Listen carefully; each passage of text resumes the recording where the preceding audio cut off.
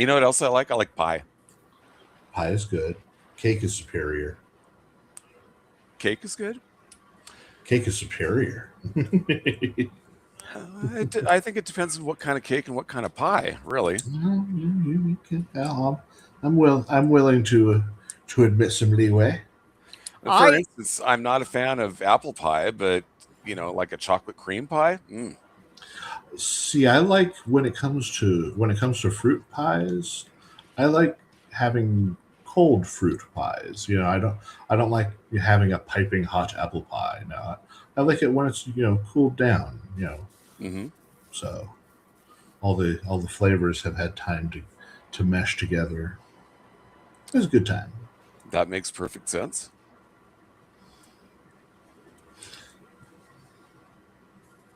I feel like the movie Heat settled this.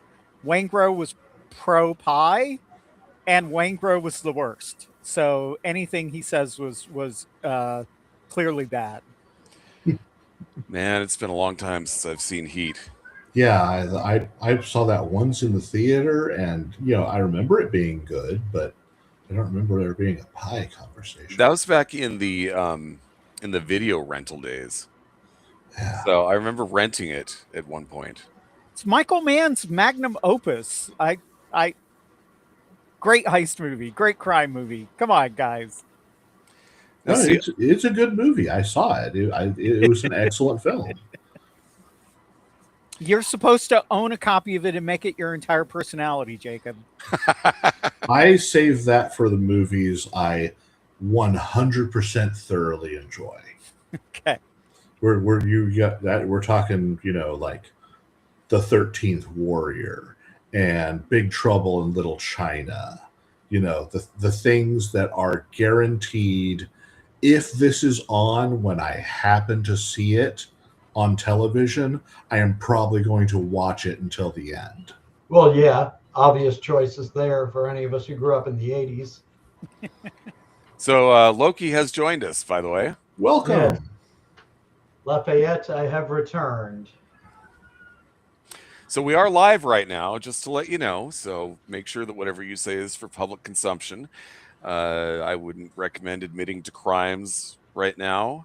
I wouldn't recommend airing of personal laundry, et cetera, et cetera. Oh, laundry. I have to do laundry. And in about 2 minutes, we will actually start the actual podcast. All right. So who all's here? So we've got Charles Rice. Nice. We've got myself, Darren Drader. And we've got Jacob Blackman. Oh, cool. Or do you? Now there is somebody only his laundress knows for sure. There is somebody I've come to know as Jacob Blackman present. I've always assumed that was actually Jacob Blackman, but it is always possible that it's an imposter. It is. There is always the distinct possibility you have a duplicitous entity on your hands, passing itself off as a creator. I've drawn a lot of mimics. You have, and I have deeply enjoyed all of them so far.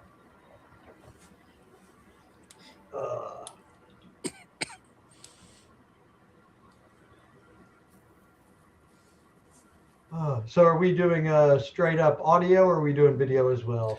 We are doing video. Okay. We're just watching the countdown right now. This is the full podcast experience. It's very the ball dramatic. drop, but it's a D20. I would start singing the final countdown. Oh gosh. But I don't think we can afford the licensing for that. But correct. Depending on the quality of the singing, they might not even want to acknowledge that it exists. If you're watching a band backing you up. And as long as we keep it under 20 seconds. This is also true. So speaking that we're under 20 seconds, there you go. Oh my. Hey, we've got Zangmodius in the chat tonight. What's that? We've got Zangmodius in the chat tonight. Oh, he is one of my players and a regular viewer of the channel. Outstanding. Oh, and look at that. The countdown timer has ended. So we will stop sharing that screen. And you can now look at our lovely faces. No, I don't know if lovely is exactly the adjective I would choose. Gorgeous, maybe, but well, magnificent locks of hair upon you, Loki. Merci beaucoup, monsieur. However you want to put it, we're all professionals in the gaming industry. So that said, oh my God, are we? We are. Last time I checked. Oh, I hope so. So what we're going to do is we're going to go around and introduce ourselves, and then we will start talking about the post-apocalypse. Looks like GM Cody has joined us as well. Good evening to yourself. Good evening to you as well. So anyway, Chuck, we'll start with you. Hi, I'm Chuck Rice. I've been knocking around the game industry for 25 years at this point. Worked for RPG Objects, worked on some Darwin's World stuff, self-published quite a few things. Did nuclear, what the heck was that called? Nuclear Sunset. Sunset? There we go. With Darren. I always confuse it with the other one. And did some work for Mayfair Games for a while during the Catan days. And now I'm trapped in my own private Vietnam, which is my science fiction game, which will come out someday. I swear to God. One of us is going to kill the other, and I'm not going to be the one who goes down. I've seen quite a bit of that game too, and what are you waiting for, man? Look good. Yeah, game. it's a shock to everyone. It seems like it should be done. All right, Loki, your turn. Oh, me. Short form, French Creole New Orleans native, displaced to Cincinnati by the joy of hurricanes. I live under what could loosely be called the supervision of my girlfriend Jamie and 2 cats, Jamie not being resident. I started playing D&D back in '79 with a copy of the white box somebody gave me, and been at it ever since. And my favorite thing in the world when it hit, eclipsing D&D by a big margin, was first edition Gamma World.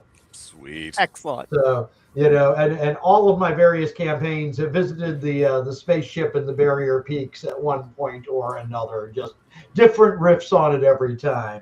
I've been published and professional, as Darren put it, since about 2012, 2013, whenever Dark Roads and Golden Hills from Kobold Press came out, the planar book. That was my first published and paid work. And since then, I helmed the entire Pathfinder line for Savage Mojo with the Palace of Lich Queen series, which was insanity development-wise. I did probably about half of the pop culture catalogs for Starfinder through Everybody Gaming. Worked on half a dozen different companies. My primary favorites to work with were the guys at Legendary Games. Definitely. Yeah. I'm big. I'm loud. I love post-apocalyptic stuff. I love planar weirdness. I was co-manager of Planewalker for about 15 years, and we got 2 silver Ennies in that time. So we evidently did something right somewhere. Either that or Clueless paid somebody off. I'm still not completely clear on that. But yeah, that's about it. I am told I'm a bit on the what was the euphemism? Exuberant side a lot of the time. And that's a great thing for a podcast. All right, Jacob. Tell us about yourself. Hello, my name is Jacob Blackman. I am a freelance illustrator and writer in the tabletop role-playing game community. I have been actively publishing since 2004, but primarily I have been doing illustration work. I have done work for all 3 of these people who you see here. At one time or another. I am the creator of the Superpowered Bestiary and Superpowered Legends series for Mutants and Masterminds, which is what I'm most famously known for. And otherwise, yeah, I've worked for several dozen different third-party RPG companies and have a great time doing it because art is what I love. I've always done it. I wanted to be a comic book illustrator, but that didn't really work out. So I segued over to my next favorite thing, which was tabletop games. And you do an amazing job. That's been working out pretty well for me. This man has a depraved imagination, and if you're not familiar with his work, go visit his website. You will absolutely love at least 20 things that you find there. Yeah, if people want to check out my work, you can find my stuff at deviantart.com/prodigyduck, PRODIGYDUCK. Otherwise, I've got a Patreon where you can help support me. I've always wanted to ask, what kind of prodigy is the duck? The electronic dance beat British kind. When emails first started being a thing in the bygone days of the late 1900s. Oh yes, I remember. We all had to come up with our first email address, and they usually recommend use your name. I was like, I don't want to use my name. I wanted to use a title. So because I noticed that most other people liked to use a title. So, and I was trying to think of what to best represent me. What do I like? And it was like what? And at the time, Prodigy, the band, was playing on the stereo. Right. So it's like, okay, Prodigy, great. But I probably can't just be prodigy.com at Yahoo or whatever I was signing up for. Oh no, that's solid background music, man. I totally endorse it. and Bear Gen XGM, sorry, he says, what's all this then? Hey Bear, how's it going? So by the way, Mike was supposed to be on tonight, and this is going to be a co-BAMF podcast. Mike is apparently getting very sick right now. Yeah. I met up with him briefly before we got going, and he was taking a puff off his nebulizer. So he's getting sick. It's legitimate. So we're carrying on without him. And wishing him all the best in a rapid recovery. Yes. Absolutely. So anyway, introductions. Last but not least, I am Darren Drader. I've been a game designer since 2000. I have worked as a freelancer for Wizards of the Coast, Paizo Publishing, Mongoose, Legendary Games, and I could keep on going and going and going, but I'm not going to do that. But what we are gathered here for today is we're about to launch a Kickstarter on Thursday for the post-apocalyptic game that I am calling Apocalypse or Apocalyp5e. So to that end, actually, before I run the video, I'm going to mention one other thing, which is that you can find all the stuff that I currently have up for sale, which would be the Daring and Dread campaign setting, the Last Fleet to Vega standalone 5e based game, the Reign of Discordia setting, and various other adventures and other titles. You can find them through DriveThruRPG under Darren Drader Designs. So if you're looking for some money, if you have some money to spend, you're looking for some stuff to buy, I'd like to think there's some good stuff there. A lot of people tend to enjoy it. So anyway, we're going to go ahead and launch into the video that Mike so kindly made for this Kickstarter. We'll go ahead and do that now.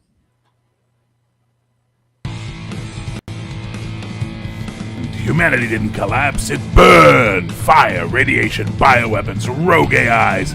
Centuries of chaos tore civilization apart and rebuilt the planet in poison and steel.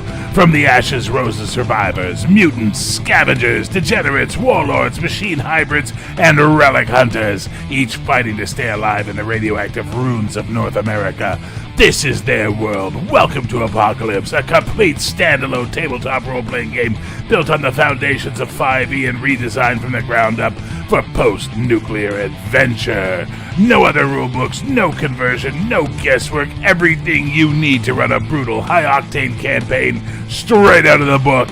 If you love Gamma World, Fallout, The Wasteland, or Wild Gonzo post-apocalyptic chaos, this is your next game. Apocalypse, the old world is dead. Your adventure begins now.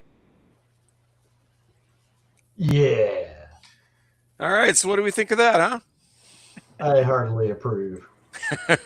There is somewhere in this, though, to be true to the spirit of its ancestry, game-wise, there's got to be a dude with a stop sign shield.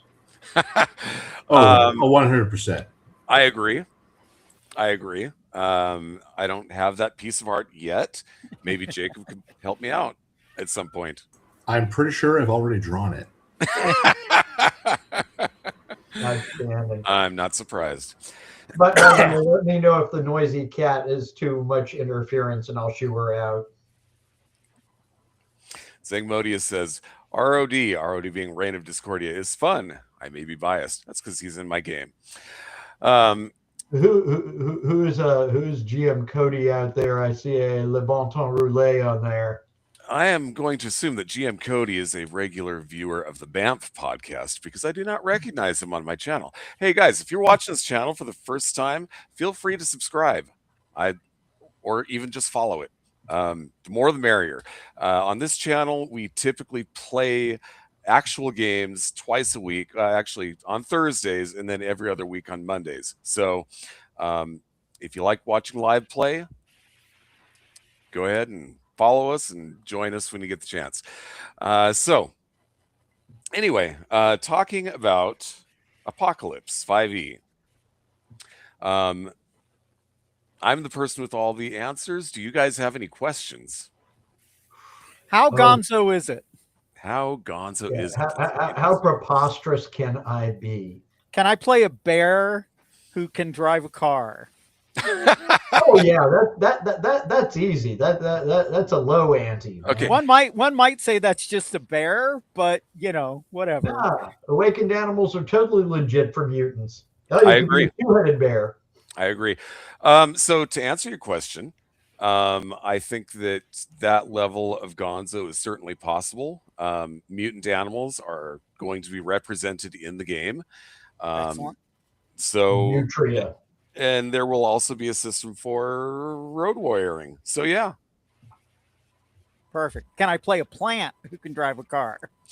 Again, that is something that should be supported by it. By the time I'm done designing it, I think it'll happen. Well, as I see it, the essentials would be your unaltered humans, your mutants, your mutant animals, your mutant plants, cyborgs, and androids. Am I missing anything, guys? That sounds we might do the ghoulish type as well. Oh, like Deathlock the Demolisher? I mean, there comes a point where you're copying Fallout a little too much, so that one's still kind of questionable, but likely. But yeah, you're right. So one of the things that about this particular build of 5e is that it's going to be classless. Interesting.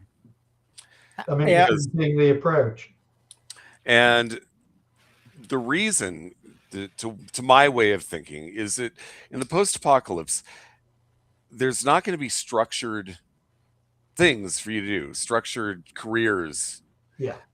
Instead, you're going to be kind of picking up skills and things you can do along the way, which I think is better represented by something where you can literally build your class as you're advancing.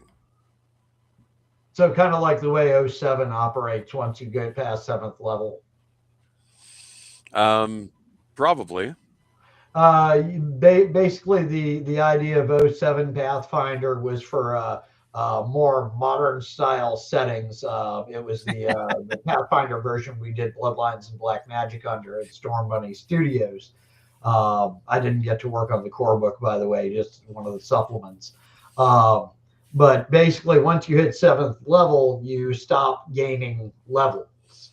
And at that point, as you go up, you choose feats and skills and class abilities, like one at a time, where you would have gotten a level. Mm-hmm. Yeah, the way that I'm probably going to put this together is there's going to be certain things that I don't want mixing with each other, like rage and sneak attack, for example.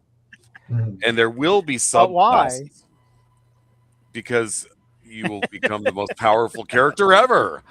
Well, rage requires Gonzo Berserker.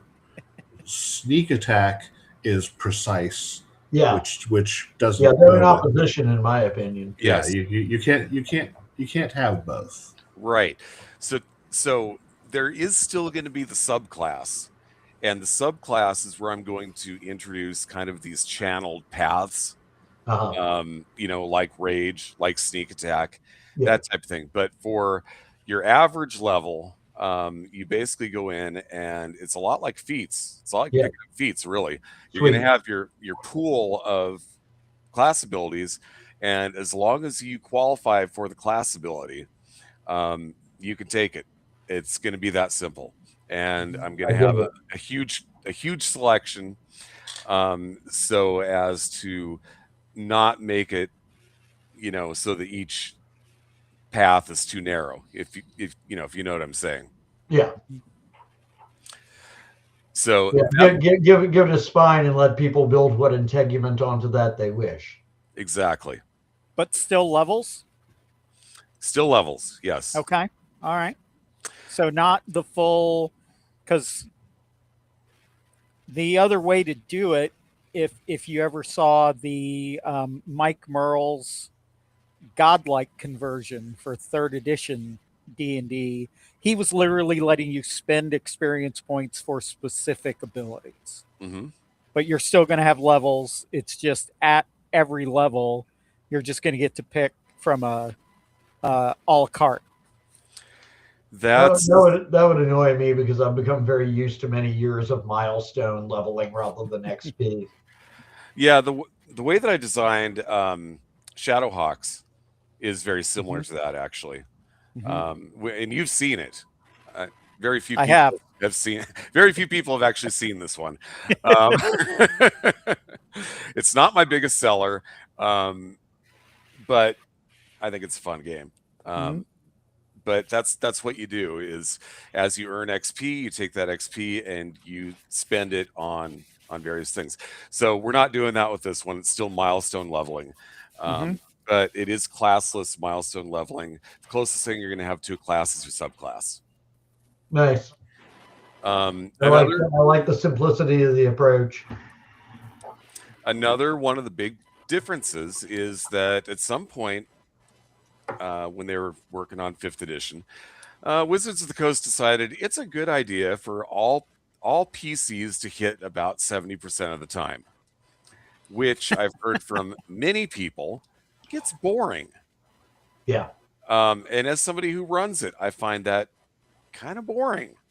The PCs can jack their armor class all the way up to 20 something, but the monsters are sitting there with armor classes like around 10. And with all the bonuses they have to hit, 70% hit rate. I am changing the damn math.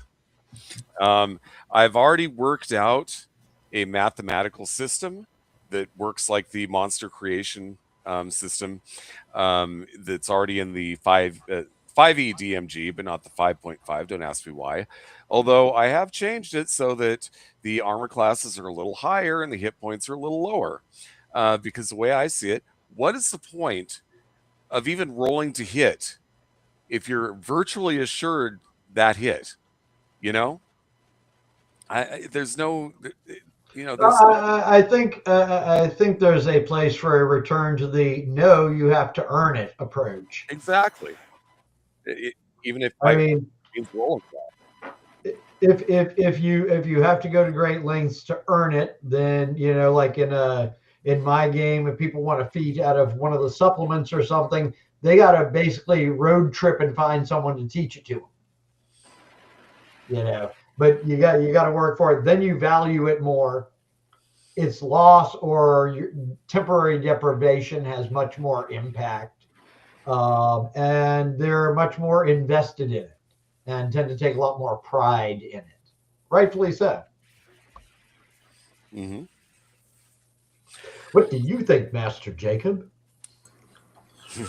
Well, some of the things I'm curious about in this is it's more the setting stuff as opposed to the game mechanics stuff, because I'm not so much a mechanics guy. I love lore.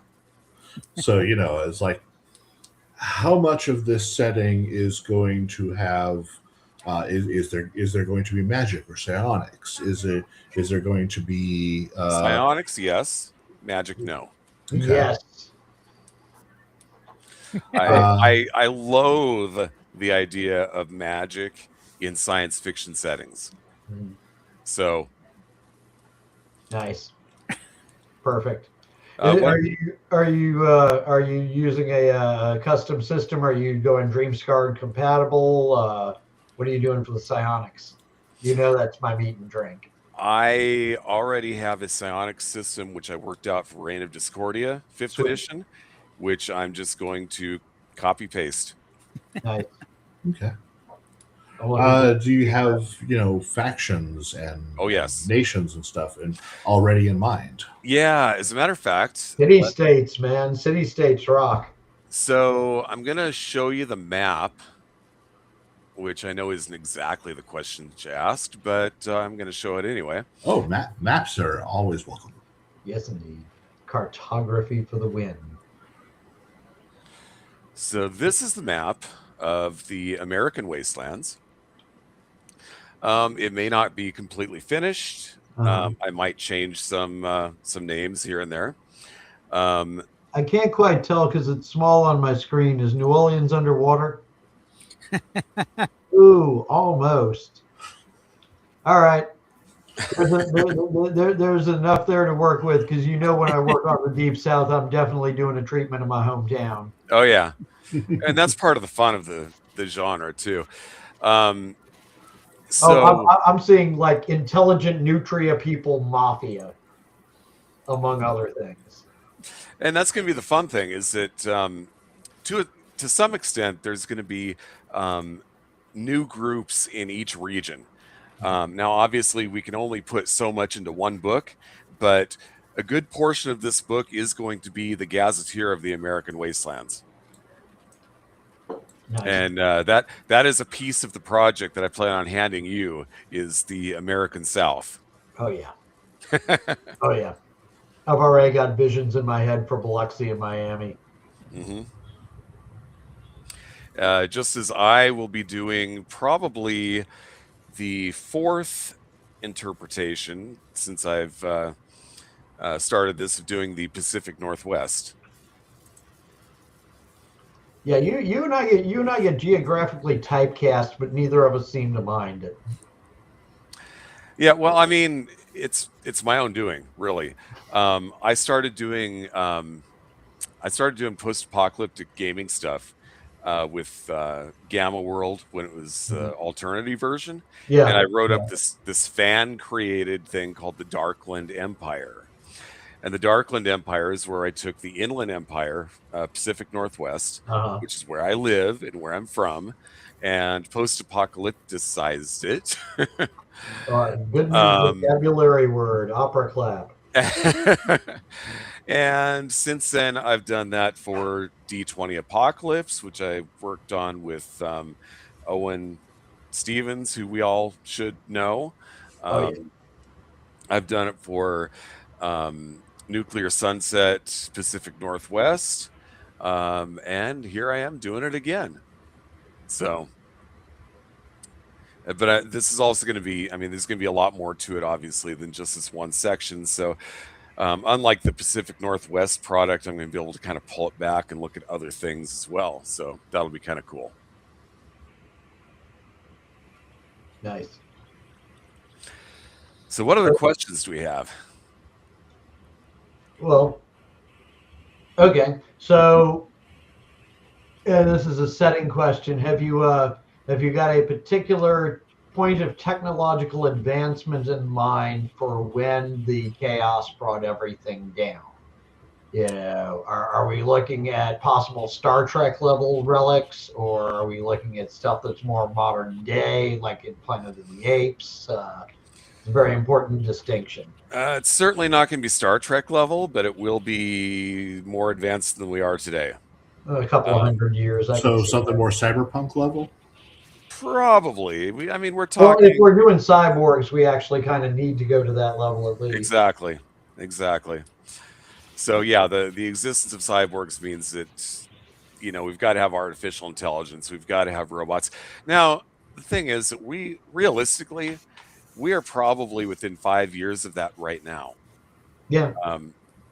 I mean, Tesla is working on the household robot, as are other companies. Yeah, I was going to say, far from the only company. I'm just annoyed that it didn't happen 20 years ago, because I was promised, based on the Cyberpunk RPG, that we would have stuff by the year 2000. Hey man, we would have cyber eyes and links to the internet. And flying cars. And poker gangs. No, you guys are missing it. We got the cyberpunk future we were promised. It's just we didn't get the flying cars. We got the corporations running everything. Yeah, we got the crappy society, not the toys. Stop with your feature creep. They gave us 50% of the cyberpunk future that we were promised. Okay. Yeah. Although, just sometimes, I do love living in the future, because these things. Oh, it's almost like having your own tricorder at times, man. Yeah. Yeah. Well, I mean, we were probably all into early computers, like back in the 80s, right? Oh yeah. Commodore 64, Apple, whatever. And back then we were dreaming of what computers could be one day. And we kind of had that by the year 2000. And now, 25 years after that, the computers have just gotten better. I just got a new one last year. What's next? Robots. Yeah. Hey, when The Matrix said the year 1999 was the pinnacle of human society, and we all laughed and we laughed and we laughed. You're not the first person to point this out. I believe it's a meme somewhere as well. Yeah, I've heard this pointed out before. It's an interesting observation. So anyway, getting unless anybody has any other questions about the game, which we're here to promote. I'm going to assume that we've got solid vehicle and vehicle combat rules for the more road warrior aspects and such. I can see battles up and down the I-10 easily. I am going to adapt my Starship rules to vehicle combat. Okay. Basically, it just needs a few things changed, namely that there is a top speed for vehicles, whereas starships do not have a top speed. Other than that, they kind of work the same. So then we just have to have certain models and the way that they move in relation to one another.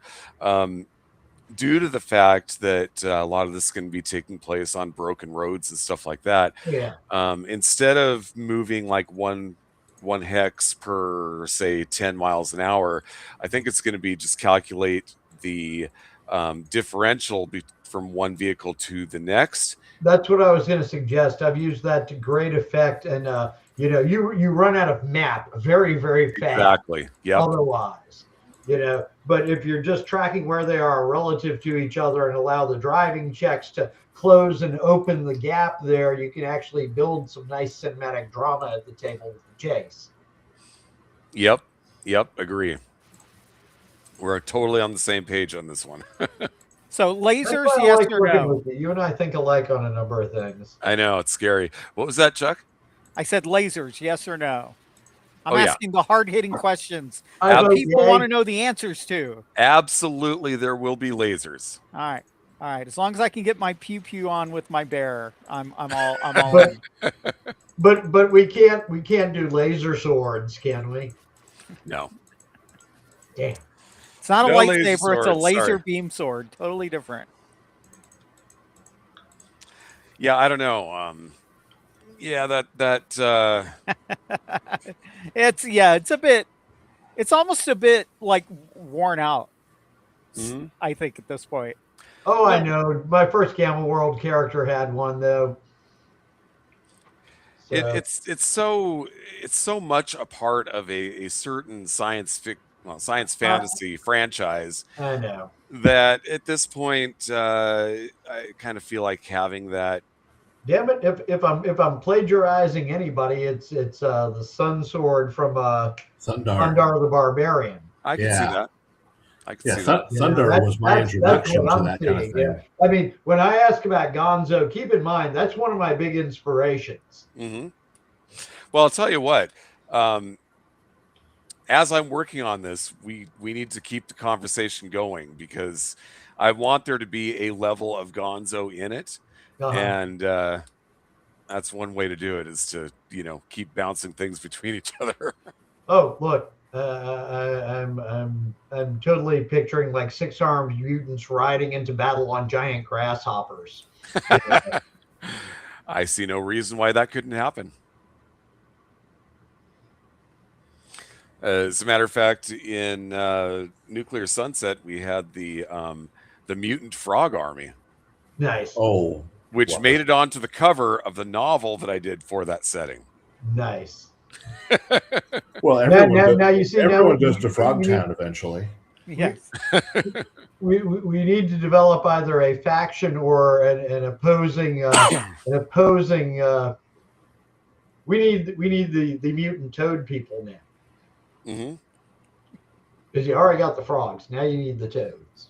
Actually, no. What you know what you need to do? You have the city of the frog people, and you have their evil rival, an entire city of mad scientist flies. I love it. Oh, I'm not worthy.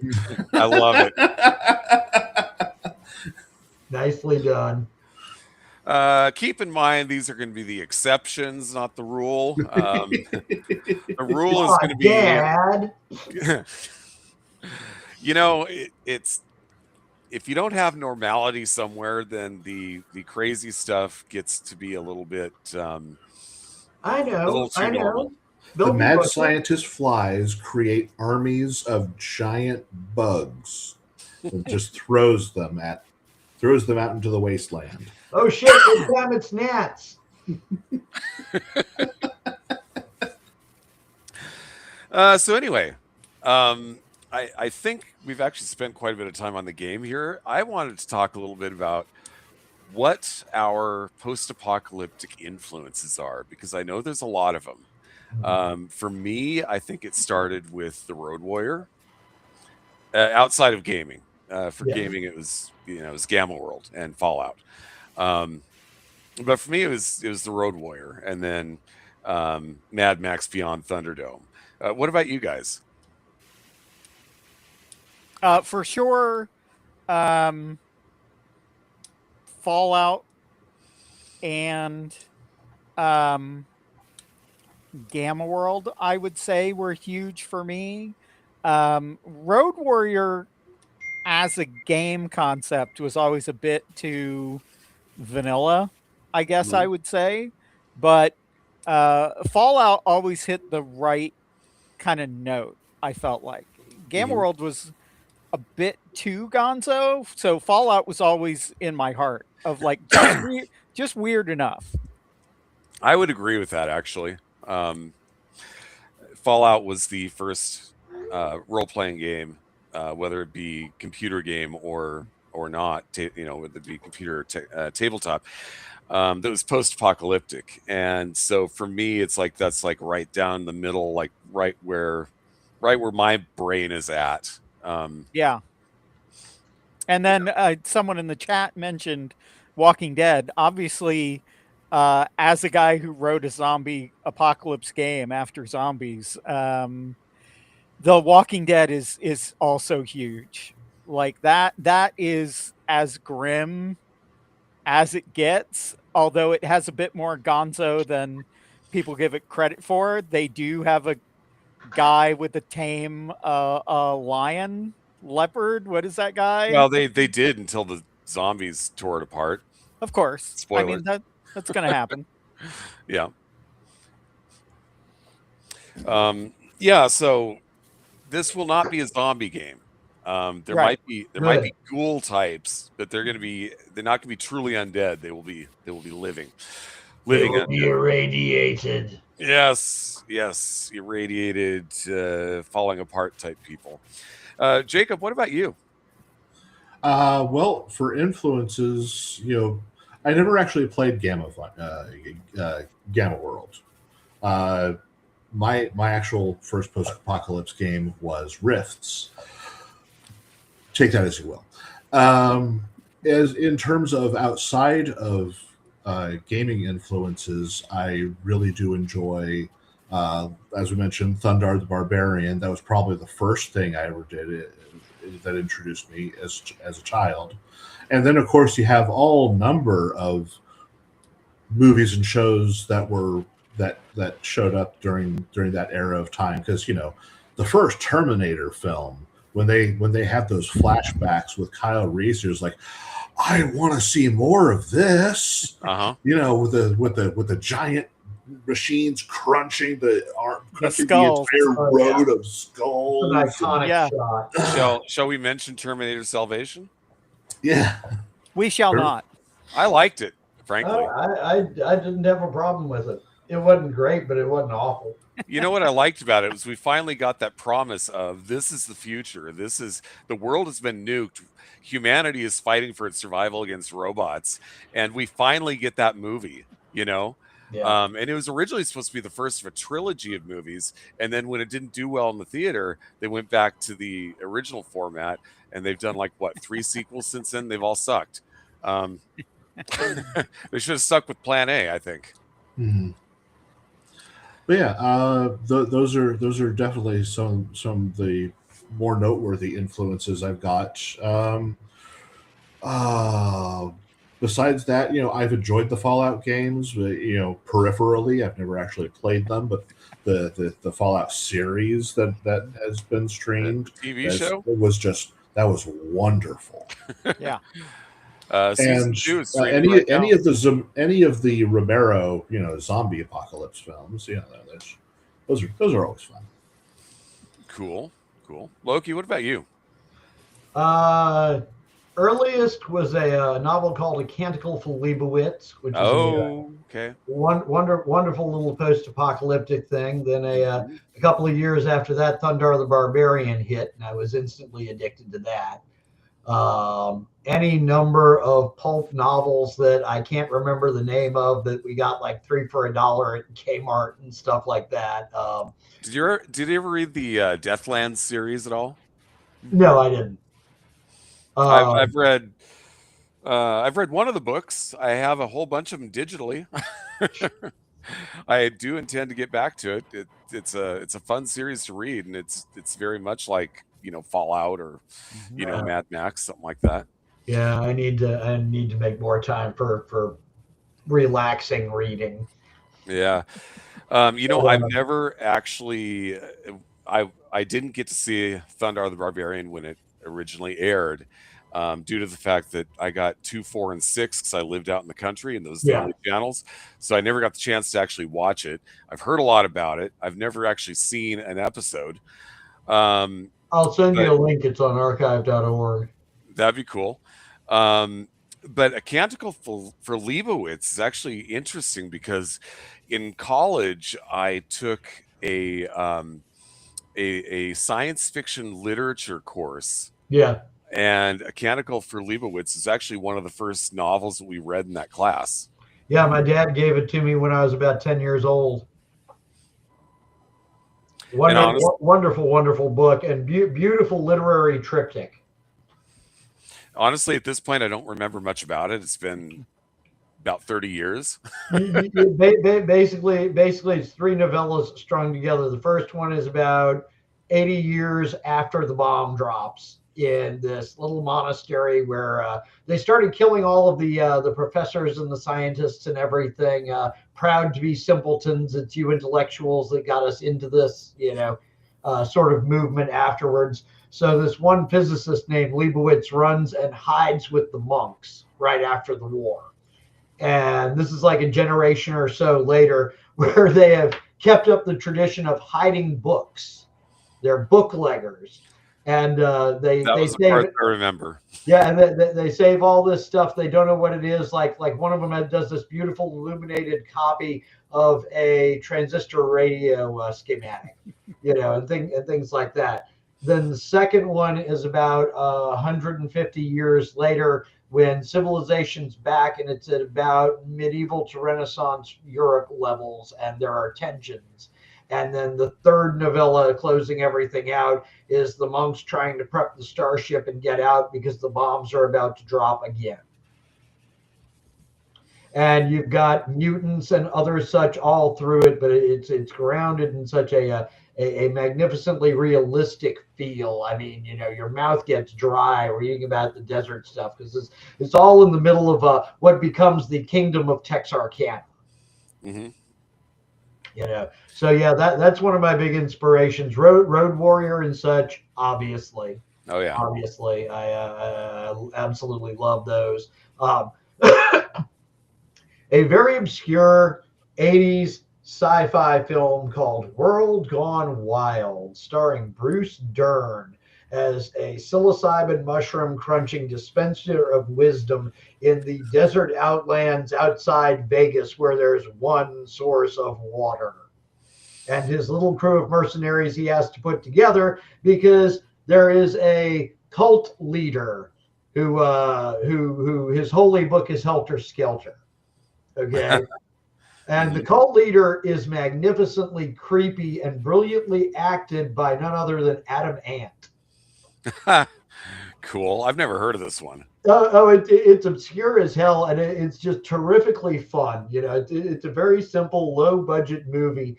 Bruce Dern's dialogue alone is worth the whole thing. But yeah, it's a lot. And then you get Adam Ant in the white suit as the twisted, psychotic, homicidal religious leader, and who totally believes his own bullshit. Hey, I would say those are my largest inspirations. I mean, and one other that I can't believe I forgot this one. My earliest great love, Commandy, the last boy on Earth, Jack Kirby, baby. Jack Kirby. Yeah, I think in a lot of ways, Commandy and Planet of the Apes really cemented my early view of what a proper post-apocalypse should look like. So, question: have any of you read this book called Z is for Zachariah? I've heard of it. No. So this is a weird one because it's technically a children's book, and it was read to me in my third grade class. Now, in this book, the nuclear war has happened. There's a girl living alone because her parents died in the apocalypse, but there's like this weather inversion that protects this like valley that she lives in. And one day along comes a guy in a radiation suit, and that's kind of where the book starts. And it was funny because this book was, like I said, it was read to me by, I believe, my third grade teacher. Tell me that's not a little bit nightmare inducing.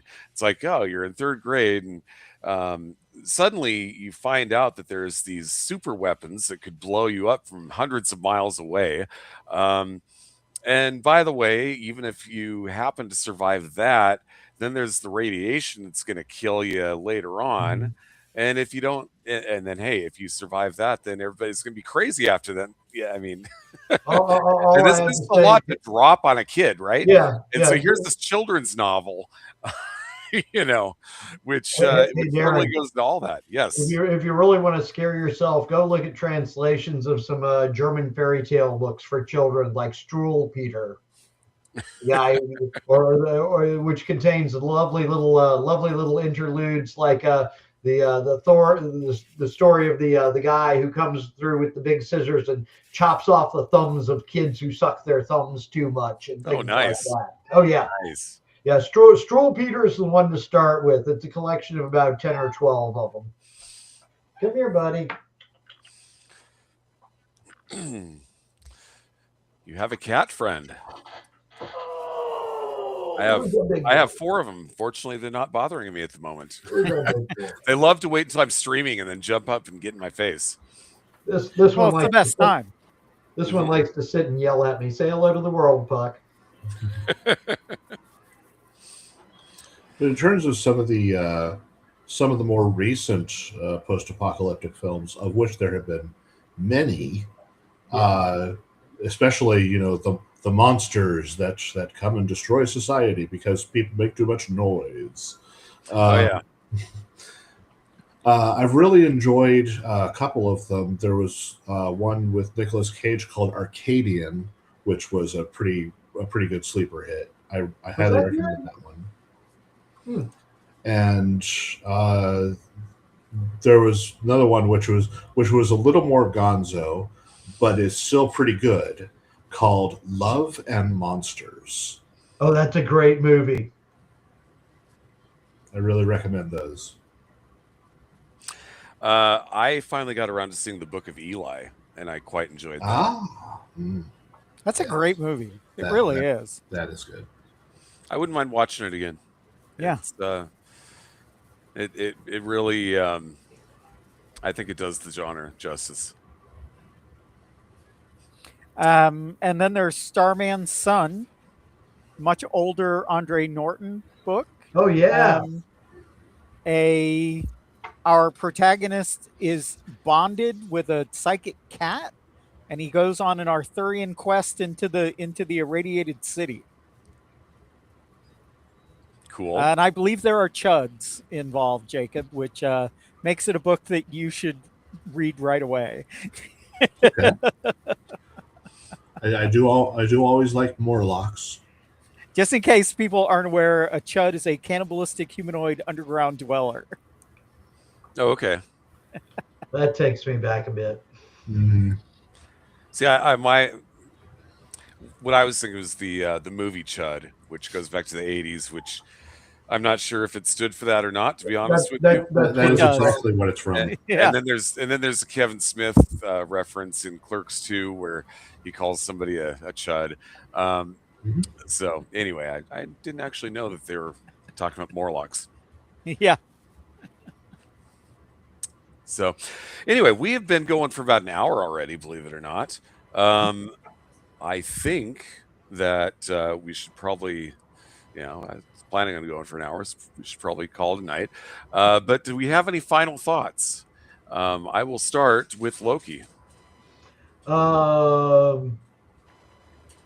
Since I forgot to in the beginning, if anybody has any desire to look up my stuff, it's a little out of date. I need to add a few books, but planejammer.com. And I can also be hunted down on Discord under Dungeon Master Loki. All right. Other than that, looking forward to it. And do I have some twisted ideas to run by you already now that I've got a bit to do? We're gonna have some fun. This is gonna be, I hope the Kickstarter does well so I can hire you guys. Yeah. Because if it doesn't do well, unfortunately, I can't, and I've got to do the whole thing myself. It'll be a better product with more people involved. It's just that simple. It's always better when it's a jam session, Yeah. Jacob, final thoughts? I am curious onto some of the logistics of the books. Obviously, you're going to have the game rules with the world in there. Do you have plans for like a separate monster manual? Because usually there's with a project like this, you're going to need an apocalyptically large bestiary. Critters. The plan is to have a bestiary included, and then if sales warrant, there might be another bestiary that comes along after that. Nice. Any other final thoughts? Just Chuck? looking forward to it, man. Sounds great. Cool. All right. Well, for those watching, I would just like to point you back to the Kickstarter pre-launch page, which it's a little scroll thing. We'll go through and show you what it is again pretty soon. And at this point, the project is not live. It will go live on Thursday, New Year's Day. But if you'd like to help me out, you can become a watcher. Kickstarter will notify you when it goes live, and by watching, it will also help with the algorithm and help get that in front of more people. So please sign up as a watcher. Remember, it costs you nothing. and not only that, remember, being a watcher means you're the one that gets to give Reed Richards the ultimate nullifier to stop the whack. But yeah, if you this is a great time to put out a product like this, because there is a popular new video game that's hit the industry with Arc Raiders that is very much, it's the post-apocalypse. It's a robot apocalypse in this case. Mhm. But it's all about being a scavenger, going out and finding things to bring back to civilization and help rebuild. There will certainly be some scavenging mechanics. Excellent. So I guess final thoughts from me. Check out the Kickstarter. Check out my other stuff. Go to drivethroughrpg.com, Darren Drader Designs, and look at my various products I have available. Jacob has worked on some of them. And I'm excited for this. It's, I worked on D20 Apocalypse for WotC. I had my own setting, which was through Vigilance Press, which Chuck worked on with me. And this is, in a sense, especially if we get Owen. Owen is tentatively signed on to it as well. It'll be kind of like getting the band back together and going out and doing this again. And there are some 5e Apocalypse books out there already, but none of them taking quite the approach that I am, I think. Oh, we can be much more fun. I believe we can. I could probably do another podcast where we just take a look at them and say, this is what I would do differently. But I'm not going to do that. I just want to indulge myself a little bit, and I also, allergic cat. And I greatly look forward to the opportunity to couple my fevered rantings with his art style. All right, very cool. Well, we're going to go ahead and call it a night. Maybe we'll do another one of these soon. Maybe we'll get Mike next time. Anyway, we will see everybody later. Bye. Night, everyone. Bye,